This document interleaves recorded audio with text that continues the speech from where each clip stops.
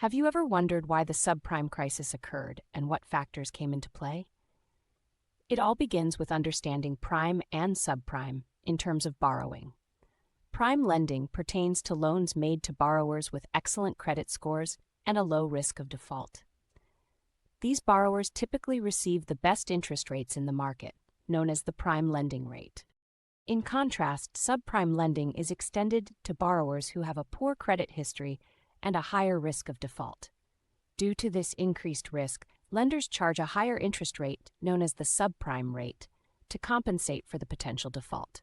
Essentially, prime and subprime are not the same rate. It's a way for banks to balance the uncertainty of repayment.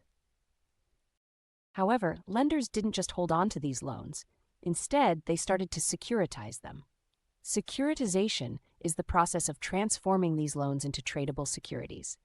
Banks, insurance companies, and hedge funds could buy up a batch of these loans, which now acted as an investment opportunity. Sounds intriguing, right?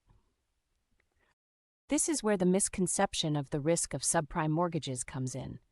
It might seem that these loans, with their higher rates and less reliable borrowers, would be a gamble. But here's the catch. These mortgages were bundled with lots of other loans, diversifying the risk. Plus, in the event of non-payment, banks could always resort to foreclosure, seizing the borrower's property to recoup their investment. Think of the world of prime and subprime lending as a theme park. Prime loans are like the mild, safe rides, offering a smooth experience with little risk. Subprime loans, on the other hand, are akin to the high-intensity roller coasters, promising thrilling returns but carrying a higher risk.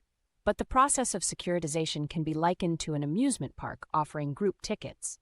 One ticket provides access to multiple rides.